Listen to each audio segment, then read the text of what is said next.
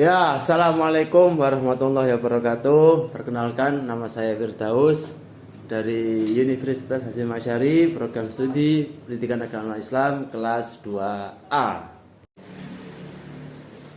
Kami akan menerangkan sebuah tema yang berjudul intelijensi. Apa itu intelijensi? Ya, tonton setelah ini, oke? Ya, menurut teori intelijensi pertama kali itu diperkenalkan oleh Charles Darwin, yaitu pencetus teori evolusi. Namun apa sebenarnya intelijensi itu? Ya, jadi intelijensi secara umum dapat diartikan sebagai kemampuan seseorang untuk belajar dari pengalaman dan berusaha menyelesaikan masalah dengan menggunakan pengetahuan yang efektif untuk beradaptasi dengan lingkungan atau kondisi yang baru. Apakah kalian masih ingin tahu mengenai intelijensi? Tetap tonton video ini. Kata intelijensi berasal dari bahasa Inggris, yaitu intelligence, yang berawal pula dari bahasa Latin, yaitu intellectus. Menurut beberapa sumber disebutkan bahwa Charles Darwin merupakan tokoh yang memperkenalkan teori intelijensi, akan tetapi beberapa sumber lain menyebutkan bahwa Spearman dan Wayne Jones Poole yang pertama kali mengemukakan teori intelijensi pada tahun 1951. Di sisi lain, David Wechsler mendefinisikan intelijensi sebagai suatu kemampuan yang digunakan oleh individu untuk bertindak dengan terarah, berpikir dengan cara yang rasional, serta menghadapi lingkungan dengan cara yang efektif. Secara garis besar, Wechsler ini menyimpulkan intelijensi sebagai suatu kemampuan mental yang melibatkan proses berpikir secara rasional. Oleh sebab itu, intelijensi tidak bisa diamati dengan langsung dan harus disimpulkan dengan berbagai macam tindakan nyata yang menjadi manifestasi dari sebuah proses berpikir rasional. Sisi lain juga ini, menurut Anastasi, intelijensi diidentifikasikan sebagai sebuah kemampuan yang tidak bersifat tunggal, akan tetapi suatu gabungan dari beberapa fungsi. Oleh karena itu, maka intelijensi yang dimiliki oleh individu memerlukan suatu kombinasi dari beberapa kemampuan untuk bertahan sekaligus berkembang dalam suatu culture. Sedangkan menurut Dearborn, intelijensi merupakan kemampuan yang dimiliki untuk belajar maupun mengambil suatu keuntungan dari pengalaman.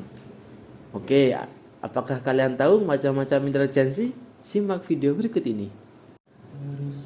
Macam-macam intelijensi. 1. Intelijensi kolektif. Menurut American Psychological Association, ialah bahwa seorang individu memiliki perbedaan antara satu dengan yang lainnya dalam kemampuan untuk memahami ide yang kompleks, kemampuan untuk beradaptasi secara efektif dengan lingkungan, serta untuk melakukan penalaran agar mampu menyelesaikan masalah. Yang kedua adalah intelijensi psikologi. Menurut jenis kedua dari intelijensi ialah definisi intelijensi psikologis. Definisi secara psikologis ini dikemukakan oleh ahli-ahli psikologis.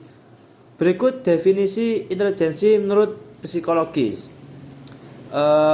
Menurut Dearborn, intelijensi merupakan kemampuan yang dimiliki untuk belajar maupun mengambil suatu keuntungan dari pengalaman. Yang terakhir adalah intelijensi Al-Researcher. Definisi dari intelijensi tersebut mengaku pada definisi yang telah diungkapkan oleh peneliti yang bergerak di bidang artificial intelligence. Salah satu definisi intelijensi dari Al-Research diungkapkan oleh J.S. Albus. Beliau mendefinisikan intelijensi sebagai suatu kemampuan di sebuah sistem untuk mampu bertindak sesuai dengan lingkungan yang tak pasti. Tindakan yang diambil tersebut sesuai untuk dapat meningkatkan kemungkinan guna mencapai suatu kesuksesan, serta kesuksesan merupakan pencapaian yang akan didukung oleh tujuan utama dari suatu sistem. Oke, selanjutnya adalah faktor yang mempengaruhi intelijensi. Nonton video berikut ini. Ya, faktor-faktor yang mempengaruhi intelijensi. 1 adalah faktor bawaan. Banyak penelitian yang menunjukkan bahwa IQ seseorang akan sangat berpengaruh dan berkorelasi dengan keluarganya. Saudara kembar memiliki korelasi IQ yang cukup tinggi, yaitu kurang lebih 0,90%. Sedangkan untuk saudara jauh, artinya saudara tidak kandung, memiliki korelasi intelijensi yang cukup rendah, yaitu sekitar 0,20%. Lalu anak yang diadopsi atau anak pungut memiliki tingkat korelasi intelijensi yang cukup tinggi dengan ayah maupun ibu kandungnya. Kurang lebih 0,40 sampai 0,50 itu tertingginya.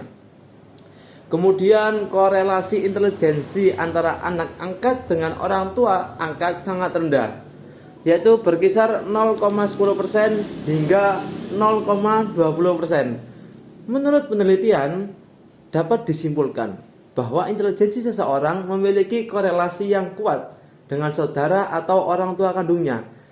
Hal tersebut menunjukkan pula bahwa lingkungan seseorang akan mempengaruhi tingkat kecerdasan yang dimiliki oleh seorang individu, serta banyak hal yang tidak dapat diubah dalam hal intelijensi. Yang kedua guys, faktor lingkungan. Faktor lingkungan.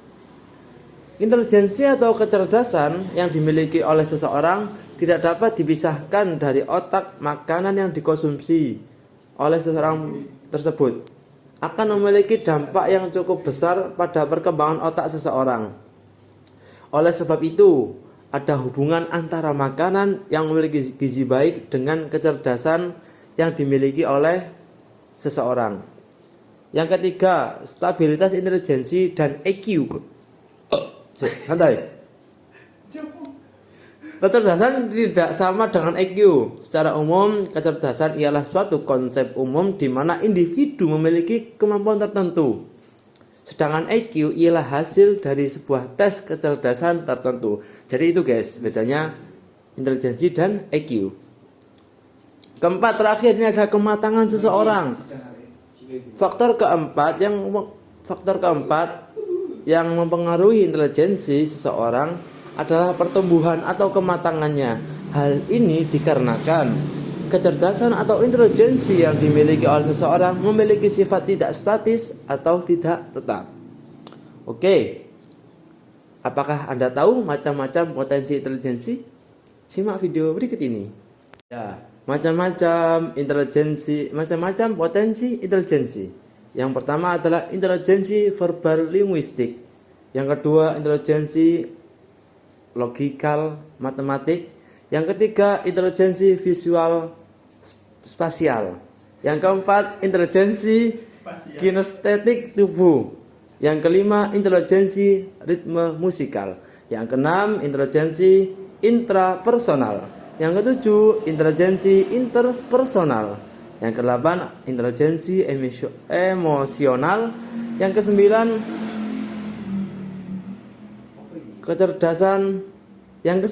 kecerdasan intelektual dan atau IQ. Yang kesepuluh, intelijensi kreatif atau menciptakan, dan intelijensi eksekutif atau meniru. Yang terakhir adalah intelijensi terikat serta bebas. Jadi di atas tadi adalah macam-macam intelijensi. Jikalau Anda ingin tahu lebih lanjut, maka Anda mencari sendiri. Terima kasih.